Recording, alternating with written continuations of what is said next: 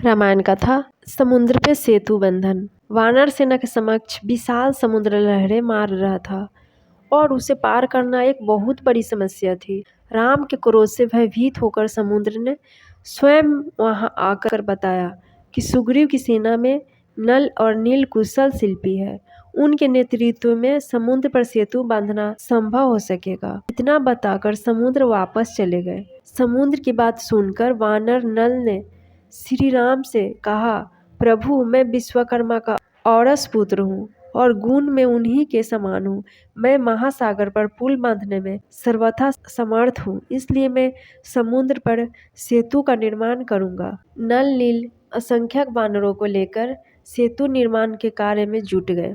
उनके आदेश के अनुसार वानर सेना बड़े बड़े वृक्षों को उखाड़कर समुद्र तट पर एकत्रित करने लगे। देखते देखते वहां साल, अश्वकर्ण, धब, बांस, कुटज, अनुज, मणिकार, जामुन, अशोक आदि वृक्षों का एक विशाल गगनचुंबी ढेर लग गया। इस प्रकार सागर के किनारे वृक्षों तथा शिलाओं के दो विशाल पर्वत बन गए। इसके पश्चात उन्होंने बड़े बड़े विशाल खंडों को समुद्र में नल नील के निर्देश अनुसार डालना आरंभ कर दिया। उन शिलाखंडों एवं वृक्षों को शिल्प कला में चतुर नील और नल सेतु का रूप देते जा रहे थे। इस प्रकार उन्होंने अधिक परिश्रम करके पहले ही दिन 56 कोस लंबा पुल बना दिया। दूसरे दिन उन्होंने और भी अधिक फुर्ती दिखाई और 84 कोस लंबा पुल बनाया। फिर अतुल परिश्रम से तीसरे दिन 92 कोस लंबा सेतु बनाया। इस प्रकार निरंतर परिश्रम करके उन्होंने 400 कोस लंबा पुल बना डाला। अब नल नील के प्रयत्नों से 40 कोस चौड़ा और 400 कोस लंबा मजबूत पुल बनकर तैयार हो गया। समुद्र पर सेतु बन जाने के पश्चात श्री रामचंद्र जी ने हनुमान की पीठ पर और लक्ष्मण ने अंगद की पीठ पर बैठकर सेतु पर होते हुए विशाल सागर पार किया। उनके पीछे पीछे संपूर्ण वानर सेना भी सुग्रीव के नेतृत्व में समुद्र को पार कर लंका में पहुंच गई।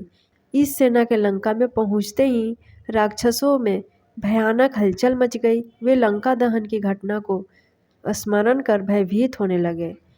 उधर रावण ने सुक और सारन नामक मंत्रियों को बुलाकर उनसे कहा, हे चतुर मंत्रियों, अब राम ने वानरों की सहायता से अगाध समुद्र पर सेतु बांधकर उसे पार कर लिया है और वह लंका के द्वार पर आ पहुंचा है।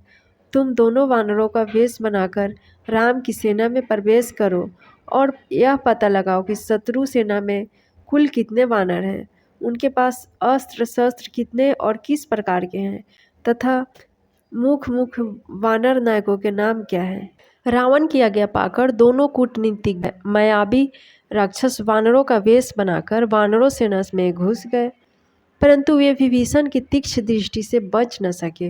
विभीषण ने उन्हें उन दोनों को पकड़कर राम के सम्मुख करते हुए कहा, हे राघव, ये दोनों गुप्तचर रावण के मंत्री सुक और सारन हैं, जो हमारे कटक में गुप्तचरी करते पकड़े गए हैं। राम के सामने जाकर दोनों राक्षस थर थर कांपते हुए बोले, हे राजन, हम राक्षस राज रावण के सेवक हैं। उन्हीं की आज्ञा से आपके बल का पता लगाने के लिए आए थे। हम उनकी आज्ञा के दास हैं, इसलिए उनका आदेश पालन करने के लिए विवश हैं। राजभक्ति के कारण हमें ऐसा करना पड़ा है, इसमें हमारा कोई दोष नहीं है। उनके ये निश्चल वचन सुनकर रामचंद्र बोले, हे मंत्रियों, हम तुम्हारे सत्य भाषण से बहुत प्रसन्न हैं। तुमने यदि हमारी शक्ति देख ही ली है तो जाओ, यदि अभी कुछ और देखना शेष हो तो भली भांति देख लो। हम तुम्हें कोई दंड नहीं देंगे। आर्य लोग शस्त्रहीन व्यक्ति पर वार नहीं करते, अतएव तुम अपना कार्य पूरा करके निर्भय होकर लंका लौट जाओ। तुम साधारण गुप्तचर नहीं, रावण के मंत्री हो, इसलिए उससे कहना, जिस बल के भरोसे पर तुमने मेरी सीता का हरण किया है, उस बल का परिचय अपने भाइयों, पुत्रों तथा सेना के साथ हमें रणभूमि में देना। कल सूर्योदय होते ही अंधकार की भांति तुम्हारी सेना का विनाश भी आरंभ हो जाएगा। श्री रामचंद्र जी के वचनों से भयभीत हो उनका जय जयकार करते हुए सुक तथा सारन लंका में पहुँचे और रावण के सम्मुख उपस्थित होकर बोले, हे स्वामी, हमारे वानर सेना में प्रवेश करते ही विभीषण ने हमें पहचान कर राम के सम्मुख उपस्थित कर दिया, परंतु राम ने हमें निशस्त्र दूत समझकर छोड़ दिया। अब रही वानरों के बल की बात, उसका पता लगाना संभव नहीं है, क्योंकि उनके प्रत्येक के मन में आपके विरोध, क्रोध तथा घृणा की ज्वाला धधक रही है। उनसे बात करना ही संभव नहीं है। किसी बात का पता लगाना तो बहुत कठिन है। राम ने कहलवाया है कि सूर्योदय होते ही वह राक्षस सेना का विनाश आरंभ कर देगा। अब आप जैसा उचित समझें वैसा करें। दोनों मंत्रियों के ये वचन सुनकर रावण क्रोध से उबलते हुए बोला, चाहे कुछ भी हो जाए, मैं किसी भी दशा में सीता को वापस नहीं करूँगा। मुझे विश्वास है राम अपनी सेना सहित युद्ध भूमि में मेरे हाथों से अवश्य मारा जाएगा। मंत्रियों के उत्तर से संतुष्ट न होकर रावण ने कुछ अन्य गुप्तचरों को छद्म भेष में वानर सेना में भेज दिया। उन्होंने बड़ी चतुराई से संपूर्ण जानकारी प्राप्त करके रावण को बतलाया कि राम ने अपने सैनिकों शिविर सुवेल पर्वत पर लगाया है। उनमें जमवंत नामक वृक्ष सबसे दुर्धर्ष एवं तेजस्वी है। उसके अतिरिक्त 3 वानर सबसे अधिक बलवान और पराक्रमी हैं। उनके नाम दुर्मुख तथा वेगदर्शी है। नल नील उस सैनिकों टुकड़ी के अध्यक्ष है जिसने समुद्र पर सेतु बांधा है। अंगद अपने पिता बाली से भी अधिक तेजस्वी एवं बलवान है। उसके अतिरिक्त सहस्त्रों अद्भुत शक्ति संपन्न पराक्रमी वानर है।